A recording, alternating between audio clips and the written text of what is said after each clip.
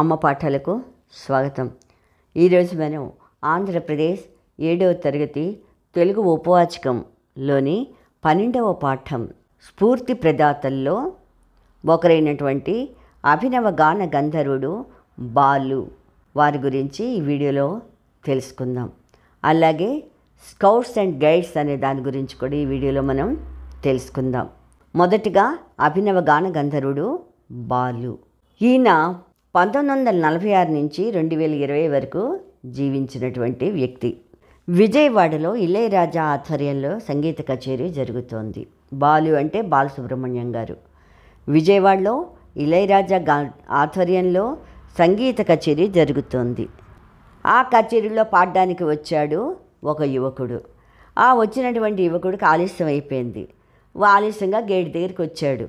వచ్చేటప్పుడు లోపలికి వెళ్ళడానికి అక్కడ ఉన్నటువంటి కాపలాదారుడు ఏం చేశాడు, ఒప్పుకోలేదు. అనుమతిని అడిగితే అతను లోపల ఉన్నవారికే కూర్చోడానికి స్థలం లేదు, తలుపు వేసేసాం మేము, తిరిగి వెళ్ళిపో అన్నట్టుగా అతన్ని బయట పంపించడానికి ప్రయత్నించాడు. ఎల్లాగోలాగా మొత్తం మీద ఆ యువకుడు వేదిక దగ్గరికి వచ్చాడు. తన పాటలతో ప్రేక్షకులందరినీ మంత్రముగ్ధుల్ని చేసేశాడు. అప్పుడు కాపలాదారుడు అది విన్నాడు. అతని యొక్క పాటని, అయ్యో నేను అతన్ని వెళ్ళనీయకుండా చేశాను, దాంట్లో పాల్గొనడానికి వచ్చాడు ఇతను, నేను తప్పు చేశానే అనుకుని తను తప్పు తెలుసుకుని ఆ యువకుడి దగ్గరికి వెళ్ళి తను క్షమించమని ప్రాధేయపడ్డాడనమాట. అప్పుడు ఆ యువకుడు ఏం చేశాడు, చిన్నగా నవ్వుతూ, నీ డ్యూటీ నువ్వు చేసావు, ఏం కాదులే అని చెప్పి అతన్ని అభినందించాడు ఆ యువకుడు. ఆ యువకుడు ఎవరో కాదు, అతనే మన గాన గంధర్వుడైనటువంటి పాటల మాంత్రికుడైనటువంటి శ్రీపతి పండితారాజల బాలసుబ్రహ్మణ్యం గారు. ఈ పక్కన బాలసుబ్రహ్మణ్యం గారి యొక్క చిత్రం ఇవ్వడం జరిగింది, చూడండి. ఈ బాలసుబ్రహ్మణ్యం గారు నెల్లూరు జిల్లా కోనేటమ్మపేటలో 1946 సంవత్సరం జూన్ 4వ తారీఖున శ్రీపతి పండితారాజల సాంబమూర్తి శకుంతలమ్మ అనే దంపతులకు ఈయన జన్మించారు. ఈయన తండ్రి సాంబమూర్తి హరికథలు చెబుతూ ఉండేవారు. అందుకని హరికథ గేయ గాయకులు కనుక తండ్రి యొక్క వారసత్వాన్ని ఈయన కూడా పుణికిపుచ్చుకున్నారు. ఈయన చిన్నతనంలో, బాలుగారు చిన్నతనం నుంచి కూడా తండ్రి సాంబమూర్తి ఏం చేసేవారు, హరికథల పాటలు పాడుతూ ఉండేవారు. అందుకని హరికథలు చెబుతూ ఉండేవారు. అవన్నీ వింటూ పెరిగిన వాడు కనుక చిన్నప్పటి నుంచి ఇతనికి అలా పాటలు పాడడం అనేది వచ్చేసింది బాలసుబ్రహ్మణ్యానికి. బాలసుబ్రహ్మణ్యం గారి జీవితంలో జరిగినటువంటి మరొక సంఘటన ఉంది. ఏమిటి ఆ సంఘటన అంటే, గూడూరులో కాళిదాస్ కళానికేతన సంస్థ ప్రతి సంవత్సరం కూడా లలిత జానపద వాద్య సంగీత కార్యక్రమాలు నిర్వహిస్తూ ఉండేదన్నమాట. బాలు కూడా ప్రతి ఏడు ఈ కార్యక్రమాల్లో పాల్గొంటూ ఉండేవాడు. ప్రతిసారి కూడా ఇతను బహుమతి గెలుచుకుంటూ ఉండేవారు. 1964లో జరిగినటువంటి ఆ కార్యక్రమానికి ఎస్ జానకి గారు ముఖ్య అతిథిగా రావడం జరిగిందనమాట. పోటీల్లో గెలుపొందినటువంటి గాయకుల పాటలన్నీ ఈవిడ కూడా విన్నారు. అద్భుతంగా పాడారు బాలసుబ్రహ్మణ్యం ఆ రోజు. అలాంటి ఆయనకి ద్వితీయ బహుమతి ప్రకటించారు అక్కడ ఉన్నటువంటి జడ్జీలు. ఈవిడికి చాలా ఆశ్చర్యం అనిపించింది. వెంటనే వేదిక మీద నుంచి మైక్ ఇవ్వండి అని చెప్పి తీసుకుని, ప్రథమ బహుమతి గెలుచుకున్న గాయకుడు నేనేం కించపరచటం లేదు, కానీ నా ఉద్దేశంలో ఆ బహుమతి బాలసుబ్రహ్మణ్యానికే రావాలి. వర్ధమాన కళాకారులకు ఇలాంటి అన్యాయం జరగకూడదు, జరిగితే వాళ్ళ భవిష్యత్తు అంతా అంధకారమయమైపోతుంది అంటూ ఆవేశంతో నిర్మోహమాటంగా తన అభిప్రాయాన్ని వ్యక్తం చేశారు ఎస్ జానకి గారు. అలా వ్యక్తపరిచినటువంటి జానకి మాటలే బాలు గుండెల్లో, అంటే బాలసుబ్రహ్మణ్యం గుండెల్లో ఆత్మవిశ్వాసాన్ని నింపాయి. సభా కార్యక్రమం అయిపోయిన తర్వాత బాలుతో మాట్లాడారు గాయని ఎస్ జానకి గారు. ఏమన్నారు బాలసుబ్రహ్మణ్యాన్ని, మీ గాత్రం చాలా వైవిధ్యంగా ఉంది అని బాలసుబ్రహ్మణ్యం యొక్క గొంతుని పొగిడారు. సినిమాల్లో పాడేందుకు ప్రయత్నించండి అని సలహా కూడా ఇచ్చారు బాలసుబ్రహ్మణ్యం గారికి. ఎప్పుడైతే జానకి గారు బాలసుబ్రహ్మణ్యానికి మీరు సినిమాల్లో పాడేందుకు ప్రయత్నించండి అని సలహా ఇచ్చారు, ఆనాటి నుండే ఆమెను తన గురువుగా భావించారు బాలసుబ్రహ్మణ్యం గారు. పెట్ట కొంచెం కోతగనం అన్నట్టుగానే ఒకవైపు విద్యాభ్యాసం చేస్తూనే చదువుకుంటూనే మరొక వైపు సినీ నేపథ్య గాయకులుగా పేరు ప్రఖ్యాతులను సంపాదించుకున్నారు బాలసుబ్రహ్మణ్యం. 1966 సంవత్సరంలో ఎస్పి కోదండపాణి అండదండలతోటి సినీ పరిశ్రమలోకి అడుగుపెట్టడం జరిగింది. తెలుగు సినీ రంగంలోనే కాకుండా తమిళంలో, కన్నడంలో, మలయాళంలో, హిందీ ఇలా అనేక భాషల్లో చక్కటి పాటలు పాడారు బాలసుబ్రహ్మణ్యం గారు. 1966లో ఎస్పి కోదండపాణి అండదండలతోటి సహాయ సహకారాలతోటి సినీ పరిశ్రమలో అడుగుపెట్టారు బాలసుబ్రహ్మణ్యం గారు. తెలుగు సినీ రంగంలోనే కాకుండా తమిళంలో, కన్నడంలో, మలయాళంలో, హిందీ మొదలైన భాషల్లో మనోరంజకమైనటువంటి పాటలు, ఎంతో చక్కటి పాటలు పాడారు బాలసుబ్రహ్మణ్యం గారు. ఇలాగ బాలసుబ్రహ్మణ్యం గారు తన యొక్క 40 ఏళ్ల సినీ ప్రస్థానంలో 16 భాషలలో 40,000 పాటలతో శ్రోతలను, ప్రేక్షకులను ఉర్రూతలూగించారు. 40,000 పైగా పాటలు పాడారు. ఆ రకంగా తన పాటలతోటి వినేవాళ్లకు, చూసేవాళ్ళకి కూడా ఆనందాన్ని కలిగించారు. 40 సినిమాలకి ఈయన సంగీత దర్శకత్వం కూడా వహించారు. బాలు పాడిన పాటలు చాలామంది ప్రజల యొక్క మనస్సుని దోచుకున్నాయి. వాళ్ళనందరినీ కూడా మంత్రముగ్ధుల్ని చేసేసాయి ఈయన పాటలు. అలాంటి ఆనిముత్యాల్లోని మేజర్ చంద్రకాంత్ సినిమాలోని పాట ప్రతి భారతీయుడి హృదయంలోనూ కూడా దేశభక్తిని నింపుతుంది అనడంలో ఎటువంటి సందేహం లేదు. మేజర్ చంద్రకాంత్ సినిమాలో పాట ఏమిటది?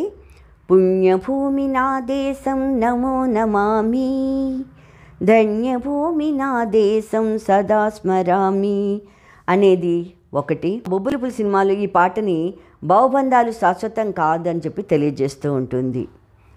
అలాగే ఇంకొక పాట కూడా, జననీ జన్మభూమిశ్చ స్వర్గాదపి గరీయసి, స్వర్గాదపి గరీయసి, ఏ తల్లి నిన్ను కన్నదో అనే పాట కూడా చాలామందిని ఆకర్షించింది. బాలుల్లో కేవలం గాయకుడే ఉన్నాడా అంటే కాదు, ఆయనలో ఒక విలక్షణమైనటువంటి నటుడు కూడా దాగి ఉన్నాడు అనేది సత్యం.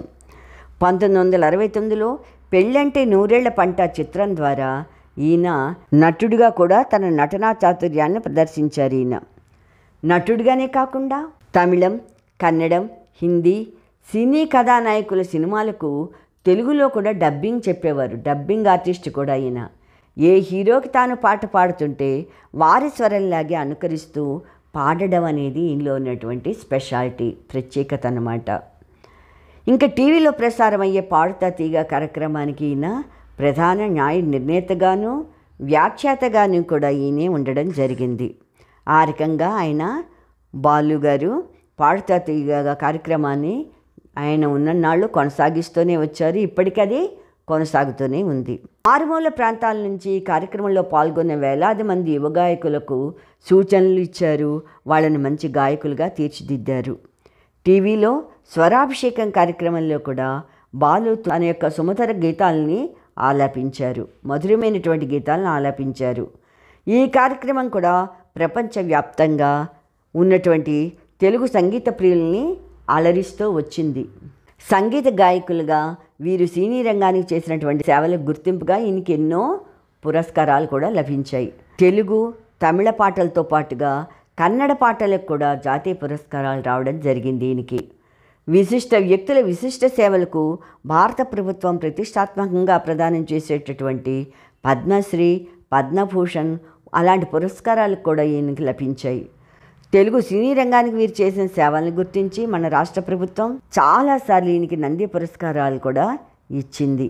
బహుముఖ ప్రజ్ఞాశాలిగా అంటే చాలా రకాల ప్రజ్ఞ కలిగిన వాడు, బహుముఖ ప్రజ్ఞాశాలిగాను, సినీ రసమయ జగతికి రాకేంద్రమూర్తిగాను బాలు చెప్పదగినవాడు. కరోనా మహమ్మారికి ఈయన గురయ్యారు.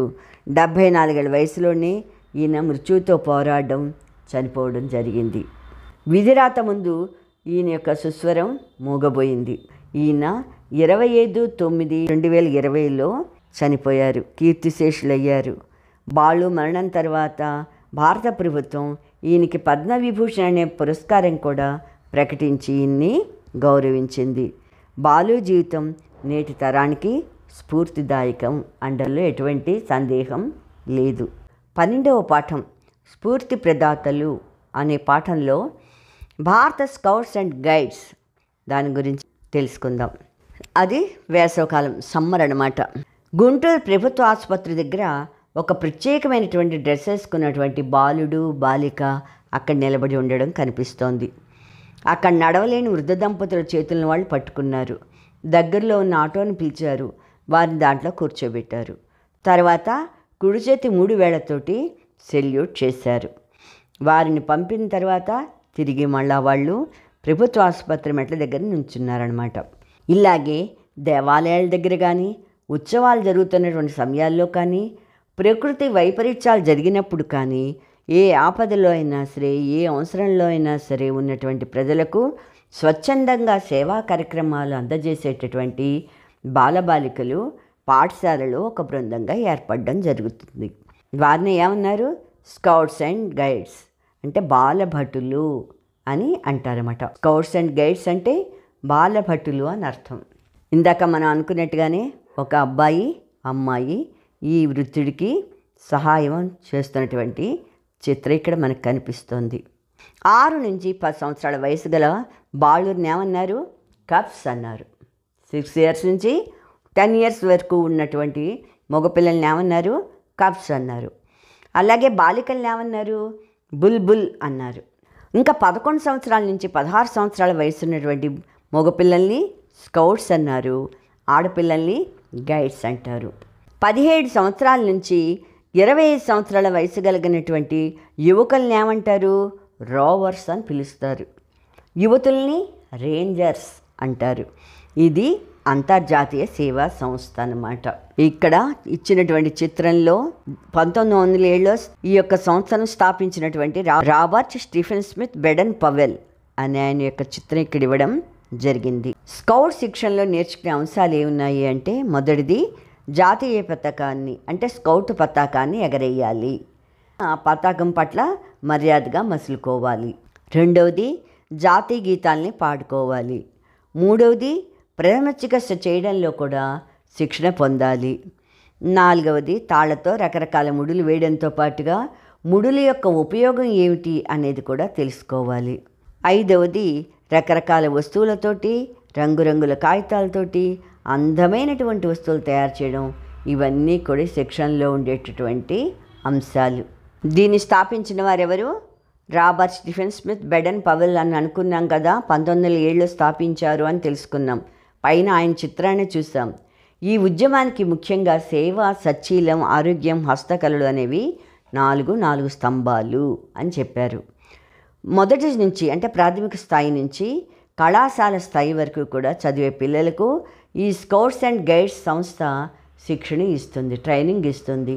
ఇందులో సేవా కార్యక్రమంలో పాల్గొని విశేష సేవలు అందించినటువంటి విద్యార్థులకు రాష్ట్ర స్థాయిలో రాజ్య పురస్కార్, దేశ స్థాయిలో అయితే రాష్ట్రపతి అవార్డులు కూడా ఇవ్వడం జరుగుతుంది. ఇంకా స్కౌట్లో చేరిన తర్వాత వీళ్ళందరి చేత అంటే చేరినటువంటి విద్యార్థుల చేత ప్రమాణం చేయిస్తారు. కుడి చేతి వందనం, ఎడమ చేతి కరచాలనం. కుడి చేత్తో వందనం చేస్తారు, ఎడమ చేతితోటి షేకండ్ ఇస్తారు. అది వీరి యొక్క సాంప్రదాయం అన్నమాట. అదే వీళ్ళ యొక్క రహస్య సంకేతం కూడా. వీళ్ళు ఎక్కువగా బూడిద రంగు చొక్కా, ముదురు నీలి రంగు ప్యాంటు వేసుకోవడం జరుగుతుంది. భుజాల మీద కూడా బ్యాడ్జి ఉంటుంది. స్కౌట్ బ్యాడ్జి చొక్కా ఎడమ జేబుకి పెట్టుకుంటారు.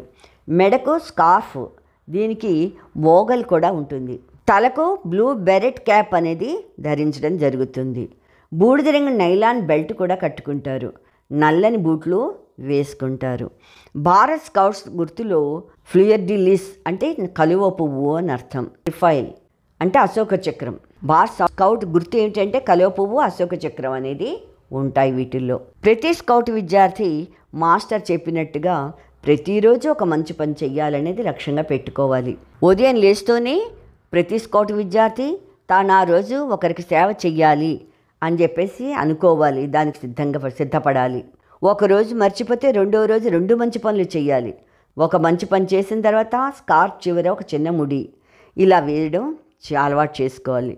ఇలా ప్రతిరోజు తన దినచర్యలో తాను ఏం చేశాడు, ఏం మంచి పని చేశాడు అనేది డైరీలో రాసుకోవాలి. 30 రోజులు అయిపోయిన తర్వాత తన ట్రూప్ లీడర్ ఎవరైతే ఉన్నారో లేదా వాళ్ళ మాస్టర్కి వాళ్ళు చేసినటువంటి ఆ డైరీని చూపించాలి. వాళ్ళు చేసినటువంటి మంచి పనుల గురించి తెలియజేయాలి. ఇక్కడ చూడండి, 3 వేళ్లతోటి 2 వేళ్ళు ముడిచి 3 వేళ్లతోటి స్కౌట్ ప్రమాణ చిహ్నం అన్నమాట. ప్రమాణం చేసేటప్పుడు ఈ రకంగా ప్రమాణం చేస్తారు, చేతులు ఇలా పెట్టి. స్కౌట్ విద్యార్థులు చేసే సేవా కార్యక్రమాలు ఏమిటి అంటే, మొదటిది ముసలి వారిని రోడ్డు దాటించడంలో సహాయపడాలి. రెండవది మూగజీవులు దాహార్తిని తీర్చి సేవ చేయాలి. అంటే ఈ జంతువులకి పక్షులకి ఇలాంటి వాటికి వాటి దాహం వేస్తే వాటికి దాహం తీర్చాలి, వాటికి కూడా సేవ చేయాలి. మూడవది చెట్లను నాటాలి, రోజు నీరు పోయాలి. నాలుగవది అనారోగ్యంగా ఉన్న వాళ్ళకి సహాయం చేయాలి. ఐదవది ఈ జాతరలు ఉత్సవాలు జరిగినప్పుడు క్యూలని ఏర్పాటు చేసేయడానికి వీళ్ళు సహాయపడాలి. ఆరవది నిరక్షరాస్యుల్ని కూడా అక్షరాస్యులుగా చేయాలి. అంటే చదువుకోని వాళ్ళకు కూడా చదువు నేర్పించడం అనేది వీళ్ళు చేసేటటువంటి సేవా కార్యక్రమాల్లో ఇది కూడా ఒకటి. ఈ రకంగా పాఠశాల స్థాయిలో స్కౌట్ గైడ్స్ విద్యార్థులకు ఇలా చేయడం అనేది, పాఠశాలలో ఉన్నప్పటి నుంచి ఇలా చేయటం అనేది ఒక క్రమశిక్షణ నేర్పుతుంది, సేవ చేసేటటువంటి గుణాలని వీళ్ళకి అలవాటు చేస్తుంది. అందుకే ఇవన్నీ కూడా ఎంతగానో ఉపయోగపడతాయి విద్యార్థులకు. దీనివల్ల విద్యార్థుల్లో దేశభక్తి, సేవాగుణం, పరోపకారం ఇలాంటి మంచి గుణాలన్నీ కూడా అలవడడంతో పాటుగా భావి భారత పౌరులుగా తయారవుతారు వీళ్ళు అనడంలో ఎటువంటి సందేహం కూడా లేదు. అందుకే మీరు కూడా ఇలాంటి స్కౌట్ గైడ్స్ ఉద్యమంలో చేరితే చాలా బాగుంటుంది. మీరు కూడా చేరతారు కదా. మీకు ఈ పాఠం కనుక నచ్చినట్టయితే లైక్ బటన్ని క్లిక్ చేయండి. మీ అభిప్రాయాలు, సూచనలు కామెంట్ బాక్స్లో పొందుపరచండి. మరిన్ని వీడియోస్ కోసం సబ్స్క్రైబ్ బటన్ క్లిక్ చేయడం మర్చిపోకండి. Thank you. సెలవు.